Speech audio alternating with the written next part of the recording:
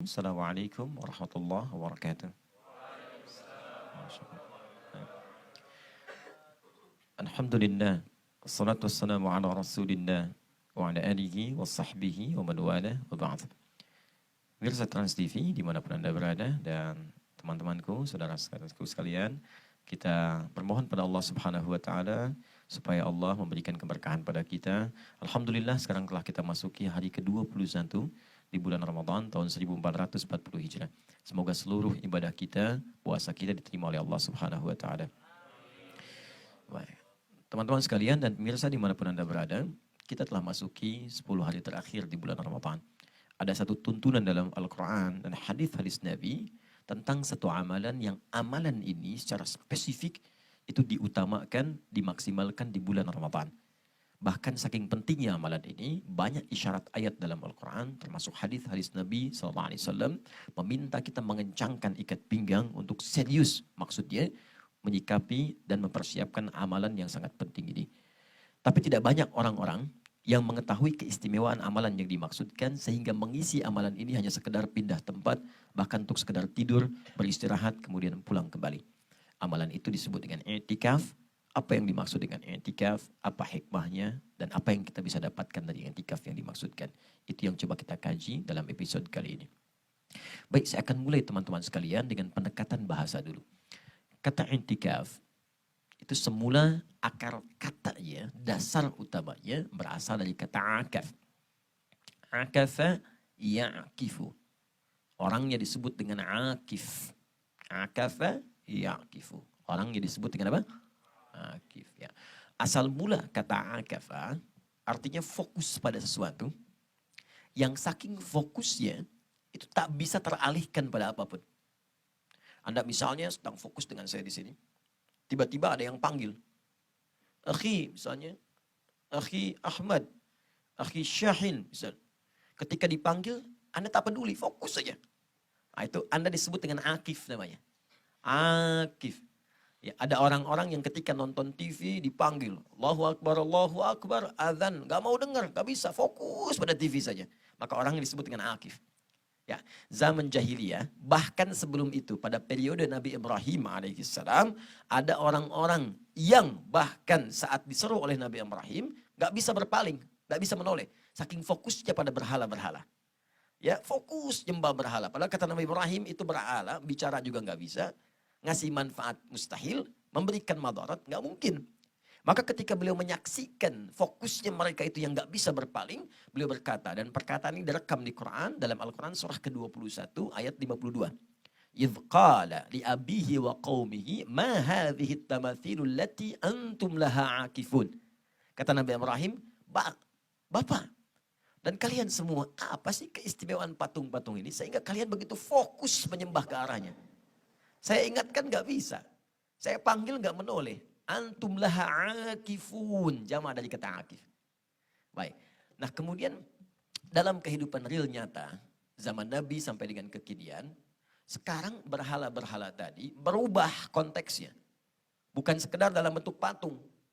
Maaf, ada yang sifatnya bahkan televisi. Ada yang sifatnya handphone. Ada yang sifatnya pekerjaan. Ada yang sifatnya bahkan permainan. Yang semua ketika dikerjakan ini membuat orang fokus sehingga sulit berpaling ketika Allah memanggilnya. Nah jika Anda ingin mengalihkan itu dan membuat diri Anda ingat Allah kembali. Ya Allah, satu saat saya akan pulang. Saya akan meninggal. Apa yang saya siapkan untuk bekal akhirat saya? Saya ingin alihkan kegiatan dunia saya. Bukan sekedar dunia. Kerja betul. Tapi pekerjaan ini melahirkan pahala akhirat. Anda ingin palingkan fokusnya kepada Allah, maka ganti kalimatnya dari sekedar akafa, tambahkan hamzah di depannya. Dan tambahkan huruf ta sebelum akhirnya. Akafa tambah hamzah. Sebelum akhirnya tambahkan ta, i'takafa. Sifatnya disebut dengan i'tikaf. Usaha yang sungguh-sungguh untuk memalingkan fokus kita kepada Allah Subhanahu wa taala saja. Sehingga kerja kita dikerjakan karena Allah. Makan karena Allah. Minum karena Allah. Ibadah karena Allah. Fokuskan. Orangnya disebut dengan mu'takif. Untuk itulah kemudian ada kegiatan i'tikaf. Untuk jeda sejenak dari kehidupan dunia. Masuk ke rumah Allah di masjid. Supaya kita bisa merenungkan hakikat kehidupan kita. 10 hari terakhir Ramadan adalah waktu yang paling tepat untuk mengingat Allah Subhanahu wa taala. Itulah sebabnya kita datang ke masjid untuk mengalihkan fokus kita kepada Allah sehingga keluar dari masjid kita mengerjakan semua aktivitas karena Allah Subhanahu wa taala. Jelas sampai di sini? Baik, barangkali ada yang mau bertanya? Silakan. Ya. Assalamualaikum warahmatullahi wabarakatuh. Waalaikumsalam warahmatullahi wabarakatuh.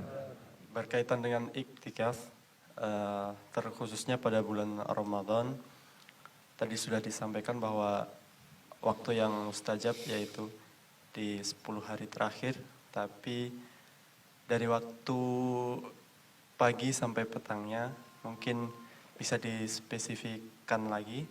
Dan selain waktu yang ingin saya tanyakan, ada lagi apa yang bisa kita dapat dan mungkin keutamaan-keutamaan dalam beriktikaf terkhususnya di bulan Ramadan. Baik. Assalamualaikum warahmatullahi wabarakatuh. Baik, bagus sekali. Assalamualaikum warahmatullahi wabarakatuh. Pertama, i'tikaf di bulan Ramadan, teman-teman sekalian, terbagi dua sifat.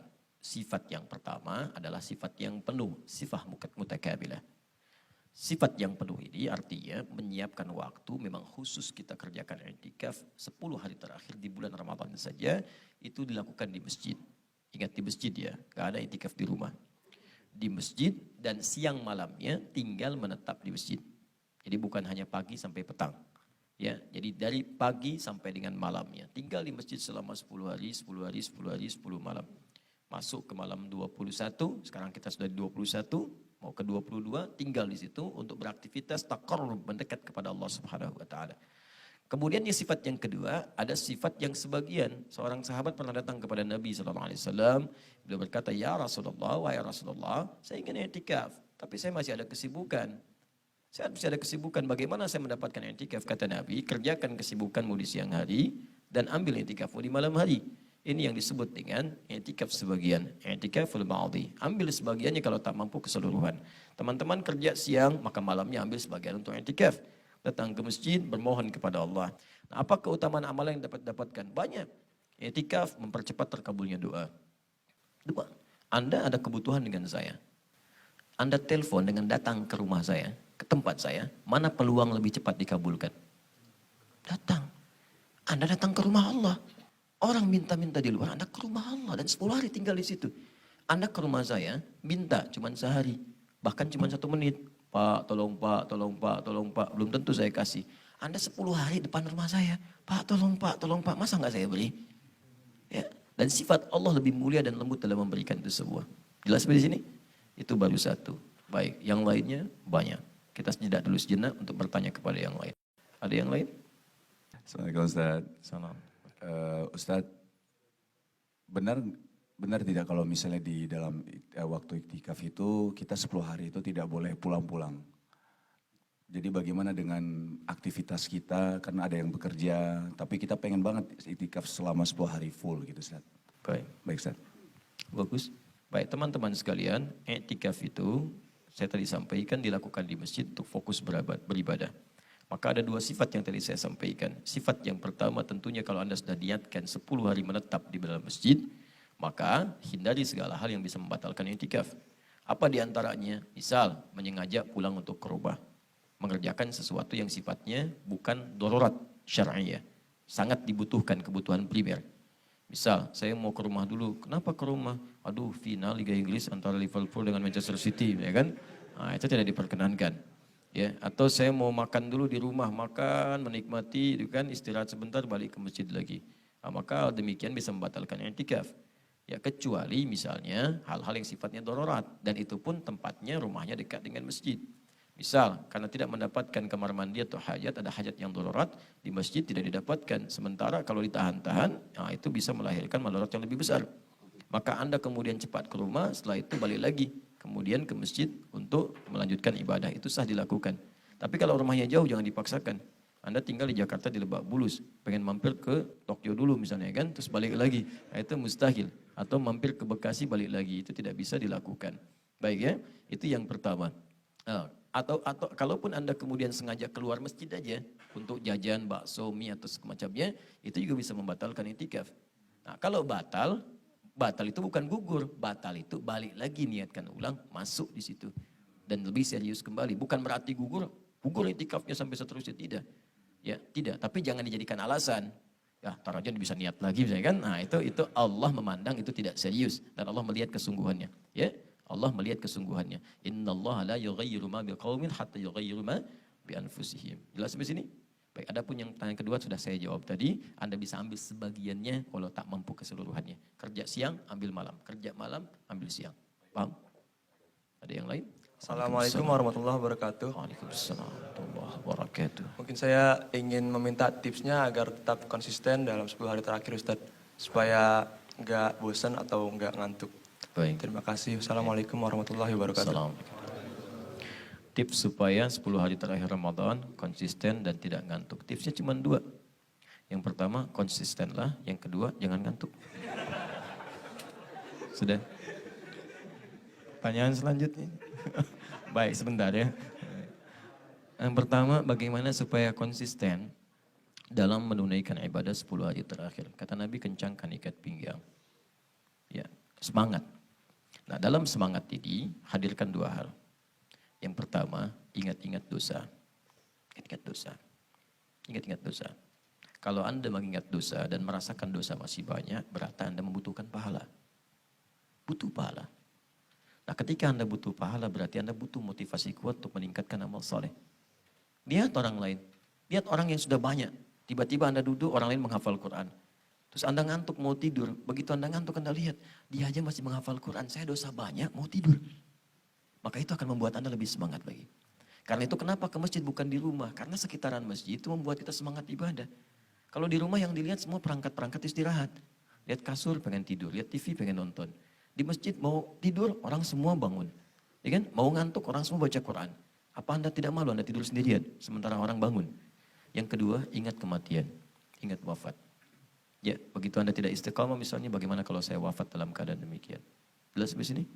Nah, itu 2 itu insya Allah bisa memaksimalkan. Jadi teman-teman kesimpulannya, yang pertama, semangatlah di hari-hari terakhir Ramadan ini, karena semua orang yang sedang berlari ketika menjelang finish, itu akan memperkuat dan menambah energinya untuk mencapai garis finish dengan cara yang sangat istimewa pada sisi yang paling depan dan yang paling utama.